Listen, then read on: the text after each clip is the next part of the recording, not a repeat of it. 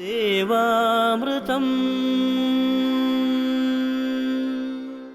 ദേവാമൃതത്തിൽ ഇനി വാസ്തുശാസ്ത്രം. ദേവാമൃതം. വാസ്തു ജ്യോതിഷപരമായ പ്രശ്നപരിഹാരങ്ങൾ നമുക്ക് പറഞ്ഞു തരുവാനും ഒപ്പം വാസ്തുശാസ്ത്രത്തെക്കുറിച്ച് ആധികാരികമായ ഒട്ടനവധി അറിവുകൾ നമുക്ക് പറഞ്ഞു തരുവാനും ഒക്കെ പ്രമുഖ വാസ്തു ജ്യോതിഷാചാര്യൻ ശ്രീ ഡെന്നിസ് ജോയാണ് നമ്മളോടൊപ്പം ഉള്ളത്. വളരെ സ്നേഹാദരങ്ങളോടെ അദ്ദേഹത്തെ നമുക്ക് ഇന്നത്തെ അധ്യായത്തിലേക്ക് സ്വാഗതം ചെയ്യാം. നമസ്കാരം. ഇന്നത്തെ കത്തിലേക്ക് പോകാം. ഏറെ പ്രിയമുള്ള ഡെന്നിസ് ജോയ് സർ, ഞാൻ കണ്ണൂരിൽ നിന്നും എഴുതുന്നു. ഇവിടെ 14 സെൻറ്റ് സ്ഥലത്ത് ഒരു വീട് പണിയുവാൻ തീരുമാനിച്ചു. അതനുസരിച്ച് പ്ലാൻ വരയ്ക്കുകയും ചെയ്തു. ഈ പ്ലാൻ നോക്കിയിട്ട് എന്തൊക്കെ മാറ്റങ്ങൾ വരുത്തണമെന്ന് ദയവായി പറഞ്ഞു തരണം. സ്ഥലത്തിന് എന്തെങ്കിലും പ്രശ്നങ്ങളുണ്ടോ എന്നും ദയവായി പറഞ്ഞു തരേണ്ടതുണ്ട്. വീടിൻ്റെ പ്ലാനും ജാതകവും എല്ലാവിധ വിശദാംശങ്ങളും ഇതോടൊപ്പം വയ്ക്കുന്നു. ദയവായി മറുപടി തന്ന് സഹായിക്കണം. ഞാൻ ദേവാമൃതം സ്ഥിരമായി കാണുന്ന പ്രേക്ഷകനാണ്. പ്രോഗ്രാം വളരെ ഭംഗിയായിരിക്കുന്നു. കൗമുദി ടിവിക്കും അണിയറ പ്രവർത്തകർക്കും നന്ദി എന്ന് മനോജ്. വളരെയധികം നന്ദി. ഇത് ഈസ്റ്റിലോട്ട് ദർശനമായിട്ടുള്ള വീടായിട്ടാണ് കാണുന്നത്. ഇതിൻ്റെ കിഴക്ക് വടക്ക് ഭാഗത്തായിട്ട് ഇവരൊരു കാർ പോർച്ച് പ്ലാൻ ചെയ്തിട്ടുണ്ട്. കാരണം കിഴക്ക് വടക്ക് ഭാഗത്ത് ഇവർക്ക് സ്പേസ് വളരെ കുറവാണ്. അപ്പം കിഴക്ക് വടക്ക് ഭാഗത്തായിട്ട് ഇവർ കാർ പോർച്ച് ഇവർ ചെയ്യുന്നുണ്ടെങ്കിൽ ആ കാർ പോർച്ചിന് ബേസിക് ഫൗണ്ടേഷൻ കൊടുത്തിട്ട് മാത്രമേ ഇവർ കാർ പോർച്ച് ആക്കുക. അതുപോലെ കിച്ചൺ നിൽക്കുന്നത് ഇതിൻ്റെ വടക്ക് ഭാഗത്തായിട്ടാണ്. കാരണം വെച്ചാൽ വടക്ക് ഭാഗത്തോ തെക്ക് ഭാഗത്തോ നമ്മൾ കിച്ചൺ സാധാരണ പ്ലാൻ ചെയ്യാറില്ല.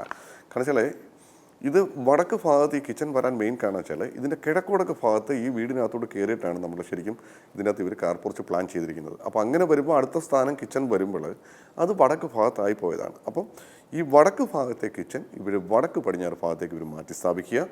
അതുപോലെ വടക്ക് ഭാഗത്തായിട്ട് കിച്ചൺ വന്നു കഴിഞ്ഞാൽ നമുക്കെപ്പോഴും ദാരിദ്ര്യവും ബുദ്ധിമുട്ടുകളും പ്രയാസങ്ങളും വന്നുകൊണ്ടേയിരിക്കും. അപ്പോൾ അത് ക്ലിയർ ചെയ്യണം. അതുപോലെ ഇതിൻ്റെ പടിഞ്ഞാറ് ഭാഗത്തായിട്ട് ഒരു ടോയ്ലറ്റ് വരുന്നുണ്ട്. അത് ശരിക്കും ബ്രഹ്മസൂത്രം മുട്ടിയാണ് ആ ടോയ്ലറ്റ് നിൽക്കുന്നത്. അതിനി ഇവർക്ക് മാറ്റാൻ ബുദ്ധിമുട്ടാണെങ്കിൽ നിലവിലുള്ള ടോയ്ലറ്റിൻ്റെ ഹൈറ്റ് ഒരു 50 സെൻറ്റിമീറ്റർ കുറച്ചിട്ട് സ്ട്രെസ് വർക്ക് ചെയ്തെടുത്തിട്ട് ബ്രഹ്മസൂത്രം ഓപ്പൺ ചെയ്ത് വിടുക. അതൊരു കോമ്പസ് വെച്ചിട്ട് കൃത്യമായിട്ടുള്ള അളവിൽ ബ്രഹ്മസൂത്രം ഓപ്പൺ ചെയ്ത് വിട്ടാൽ അതുമായിട്ട് ബന്ധപ്പെട്ടുള്ള ദോഷങ്ങൾ പൂർണ്ണമായിട്ടും മാറിക്കിട്ടും. അതുപോലെ ചുറ്റളവ് എടുക്കുമ്പം ഒരു 130 സെൻറ്റിമീറ്റർ കൂടി കൂട്ടിയെടുക്കുകയാണെങ്കിൽ 63 കോൽ വരും. വൃഷയോനിയാണ്, തൃക്കേട്ട നക്ഷത്രമാണ്, യൗവനത്തിനാണ്, ഉത്തമമായിട്ടുള്ള കണക്കിലാണ്. അപ്പം ചുറ്റളവ് കൂടി ക്ലിയർ ചെയ്തെടുക്കുക. കാരണം ചില ചുറ്റളവുകളും നമുക്ക് നല്ല ഫലങ്ങളും ചില ചുറ്റളവുകളും മോശഫലങ്ങളുമാണ്. നമ്മൾ നേരത്തെ പറഞ്ഞൊരു ചുറ്റളവ് എടുക്കുമ്പോൾ ബാല്യമുണ്ട്, കൗമാരമുണ്ട്, യൗവനമുണ്ട്, വാർദ്ധക്യമുണ്ട്, മരണച്ചുറ്റുണ്ട്. അപ്പം വാർദ്ധക്യ ചുറ്റും മരണച്ചുറ്റുകളൊന്നും നമ്മൾ ഒരിക്കലും നമ്മൾ വാസ്തുവിൽ നമ്മൾ എടുക്കാറില്ല. അപ്പോൾ ഇതിൻ്റെ അകത്തുള്ള യൗവനത്തിലുള്ള ചുറ്റിലേക്ക് ഇത് മാറ്റിയെടുക്കുകയാണെങ്കിൽ കൂടുതൽ ഗുണഫലങ്ങൾ ഇവർക്ക് കിട്ടും. അതുപോലെ ബെഡ്റൂമിൻ്റെ സൈസ് നിൽക്കുന്ന മരണച്ചുറ്റിലാണ്. ഒരു 30 സെൻറ്റിമീറ്റർ കൂടി കൂട്ടിയെടുത്താൽ അത് ബാല്യത്തിലേക്ക് വരും. അതുപോലെ സ്റ്റെയർ കേസ് സൗത്ത് ഈസ്റ്റ് ഭാഗത്താക്കുക. അത് ഹാളിലായിരിക്കണം. ഇപ്പം നിൽക്കുന്ന സ്റ്റെയർ കേസിൻ്റെ സ്ഥാനം മാറ്റി ഹാളിൻ്റെ തെക്ക് കിഴക്ക് ഭാഗത്തേക്ക് മാറ്റി സ്ഥാപിക്കുക. അതുപോലെ വീടിൻ്റെ കിഴക്ക് വടക്ക് ഭാഗത്തായിട്ട് കിണർ കുഴിക്കുക. ഗേറ്റിൻ്റെ ഭാഗം ഈ പ്ലോട്ടിൻ്റെ നോർത്ത് ഈസ്റ്റ് ഭാഗത്തോ അല്ലെങ്കിൽ മദ്യം വിട്ട് ഈസ്റ്റ് ഭാഗത്തിലേക്ക് മാറ്റി സ്ഥാപിക്കുക.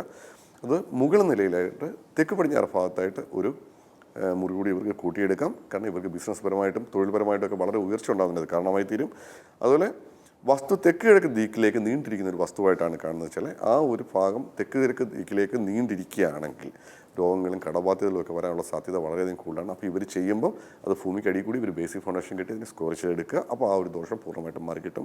ഇവർ ഞാൻ ഈ പറഞ്ഞ കാര്യങ്ങൾ മാത്രം വീടിൻ്റെ പ്ലാനിൽ ഇവർ കറക്റ്റ് ചെയ്തിട്ട് വീട് പണി സ്റ്റാർട്ട് ചെയ്യുക. മറ്റ് ദോഷങ്ങളൊന്നും ഞാൻ കാണുന്നില്ല. ഇവർ പണിഞ്ഞു വരുന്നതേ ഉള്ളൂ. അപ്പം ഇപ്പോൾ ആകുമ്പോൾ ഇവർക്ക് എന്തും ഇതിനകത്ത് ചേഞ്ച് ചെയ്യാൻ പറ്റും. അപ്പോൾ ഈ ഒരു ചേഞ്ചസ് വരുത്തിയ ശേഷം വീടിൻ്റെ പണി കണ്ടിന്യൂ ചെയ്യും. ഇപ്പോൾ ഇവിടെ ഒരു പ്ലാൻ വരച്ചപ്പോൾ അത് മരണച്ചുറ്റിലെടുത്തു എന്ന് പറഞ്ഞില്ലേ, അപ്പം അത് പ്ലാൻ വരയ്ക്കുന്നതിൻ്റെ മിസ്റ്റേക്കാണോ അതോ അങ്ങനെ തന്നെ എടുക്കുന്നതാണ്? എന്താണ്? ഇല്ല, നമുക്ക് ചില കണക്കുകൾ എടുക്കുമ്പം നമുക്ക് ഈ പറഞ്ഞ പോലെ നല്ല ചുറ്റളവ് വരാം. നമ്മളെപ്പോഴും ഒരു ചുറ്റളവ് എടുക്കുമ്പോൾ ഒന്നില്ലത് ബാല്യത്തിലായിരിക്കും, അല്ലെങ്കിൽ അത് കൗമാരത്തിലായിരിക്കും, അല്ലെങ്കിൽ യൗവനത്തിലായിരിക്കും.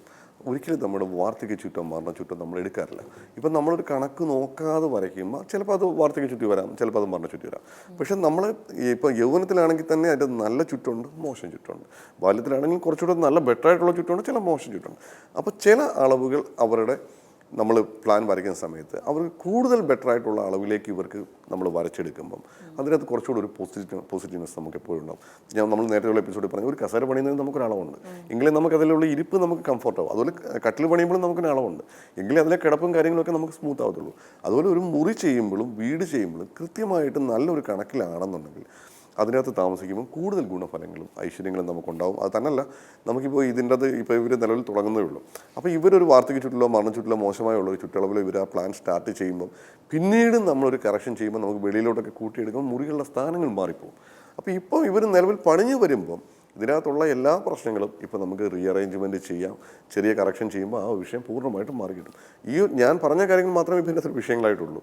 അപ്പം ഒരു പ്ലാൻ വരയ്ക്കുമ്പോൾ അത് നല്ലൊരു ചുറ്റളവിൽ നമ്മൾ എടുക്കാനായിട്ട് പ്രത്യേകം ശ്രദ്ധിക്കുക. വാസ്തുശാസ്ത്രത്തിൻ്റെ ഇന്നത്തെ അധ്യായം ഇവിടെ പൂർണ്ണമാവുകയാണ്. വാസ്തു ജ്യോതിഷപരമായ പ്രശ്നപരിഹാരങ്ങൾക്ക് വാസ്തു ജ്യോതിഷ ആചാര്യൻ ശ്രീ ഡെന്നിസ് ജോയിൽ നിന്ന് മറുപടി ആഗ്രഹിക്കുന്നവർ താഴെ കാണുന്ന നമ്പറിൽ അദ്ദേഹത്തെ കോൺടാക്ട് ചെയ്യുക, പ്രശ്നപരിഹാരങ്ങൾ ഉറപ്പിക്കുക. അതുപോലെ നിങ്ങളുടെ വാസ്തു ജ്യോതിഷപരമായ പ്രശ്നപരിഹാരങ്ങൾക്ക് ഞങ്ങൾക്ക് എഴുതുക. എഴുതിയിരിക്കേണ്ട വിലാസം: Jyothi producer, Devamrutham, Kaumudi TV, Kaumudi buildings, Pettah, Thiruvananthapuram. ദേവാമൃതത്തിൻ്റെ മനോഹരമായ ഇന്നത്തെ അധ്യായം ഇവിടെ പൂർണ്ണമാവുകയാണ്. മറ്റൊരു പുതുമ നിറഞ്ഞ അധ്യായമായി നാളെ വീണ്ടും ഇതേ സമയം കണ്ടുമുട്ടാമെന്ന ശുഭപ്രതീക്ഷയോടെ ഇവിടെ വാങ്ങുന്നു. നന്ദി, നമസ്കാരം. അറിയുന്നു നാം ഈ നിത്യ ചൈതന്യത്തെ, ഋതുക്കൾ പകർന്ന ഗുരുവര്യന്മാരിലൂടെ കാലങ്ങൾക്കിപ്പുറവും അണയാത്തൊരു നാളം കൃപയായി പകർത്തുന്നു ദേവാമൃതം.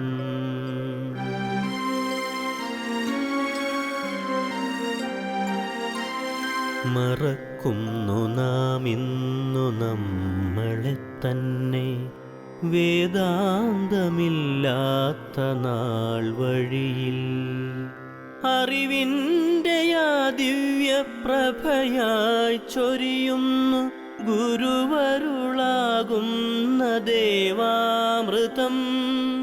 ഗുരുവരുളാകുന്ന ദേവാമൃതം.